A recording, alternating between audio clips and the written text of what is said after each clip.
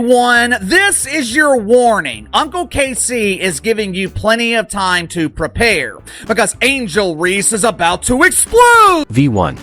Here we go again. Angel Reese is throwing a full-blown tantrum over her first taste of a bad call by WNBA referees. And suddenly, the entire internet acts like this is a civil rights crisis. But has she forgotten that Caitlin Clark has been injured because of these same refs? Clark has been hammered all season long due to poor officiating, yet Reese remained silent. Now that she's on the receiving end for once, it's somehow a national emergency? If you're new, Angel Reese, man, she ended up stepping into this presser right here and just going off on this ref.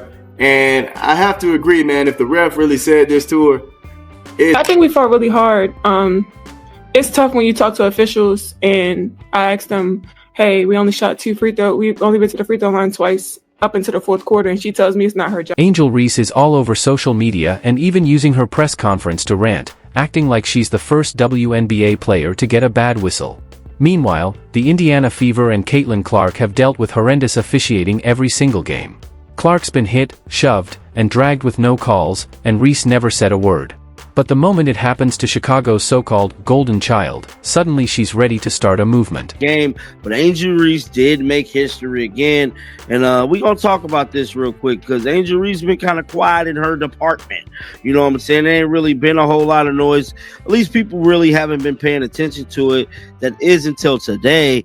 Yesterday, Angel Reese, said what she said. It's tough when I go to the refs and ask, hey, we've only been to the line twice all game, and she tells me it's not her job, Reese said. And I don't care if I get fined because that's cheap. I've been nice and humble about it, but I'm done. That's a direct quote from Reese, who finally snapped. But where was this fire when her peers were getting hurt? Frustrating because I know how hard we're battling inside. And I think that we came down and fought as hard as we could with what we had. And I just know that we continue to grow in this. And I think this is a leaping step for us. And obviously we know we can compete with the best, but that has to be fixed. And I don't give a damn if I get fined because that's cheap. And I am tired of this because I've been nice and I've been humble with it, but I am tired. Oh, you've been humble? Then where was that energy when Caitlin Clark was being mauled by reckless fouls all season long? The hypocrisy is mind-blowing. Reese is now calling the officiating diabolical and demanding that the league do better. But when Clark was being slammed to the floor and targeted night after night, Angel Reese had absolutely nothing to say, not a tweet, not a word. Throughout her first 2 years in the WNBA, Angel Reese has been the same way.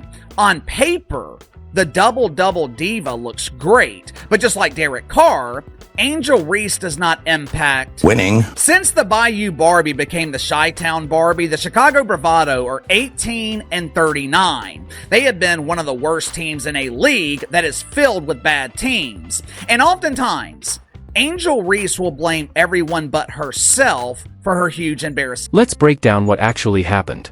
In the Sky's 80-75 loss to the Minnesota Lynx, Chicago only got 8 free throws compared to Minnesota's 17.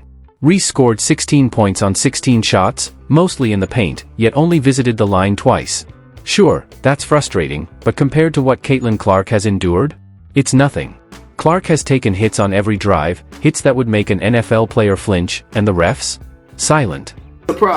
It's a problem, man. The ref calls are terrible, all right? And also, I know that they're human. Y'all hear me say that every time. But they have to do something to alleviate how bad the calls are, man. It's not fair most of the time across the board. And we know the players that have the special whistle. Now, we saw it for sure in that Aces game. Oh, my goodness, man. It was ridiculous, man. But anyway, man, I feel Angel Reese's pain on that one. She did have some plays where I was like, she probably could have got a foul in that one. I'm not going to lie. But, yeah, it just didn't go there. Even worse? Sydney Colson was called for a foul on what was clearly a clean steal. She asked for a challenge, got it overturned, and moved on like a pro. No meltdown. No press tour. No viral tantrum. Yet one call against Angel Reese, and she's ready to dismantle the entire officiating system. Most players just have to accept it and move forward.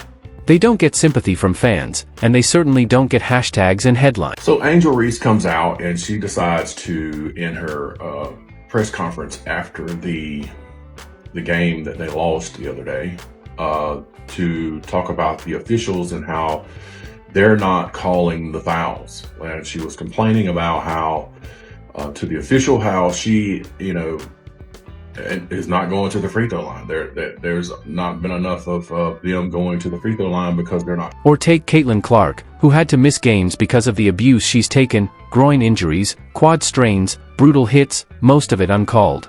She's been arguing with refs from the court and even from the bench while injured. Where was Angel Reese during all this? Nowhere. No press conference. No support. No outrage. Clark's pain was ignored because it wasn't about Reese. Numbers. Now, her fans is also voicing frustration about the way Angel Reese has actually been treated and handled on the basketball court, bro. They're not liking these type of plays. It's embarrassing by the WNBA. We're not going to tolerate the harassment and the attack.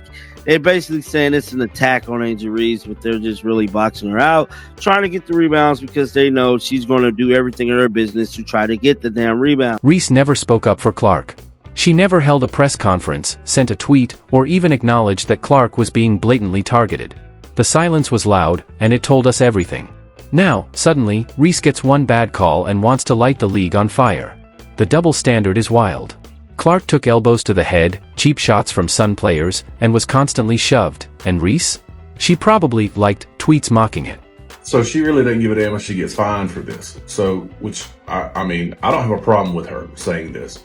Y'all know that if you watch my channel, you know that I have been critical of Angel Reese and her play, but I actually believe in what she's saying here. At the same time, she also has to understand that people that watch these games also see her foul the shit out of people and don't get caught. The truth is, Angel Reese only cares about bad officiating when it affects Angel Reese.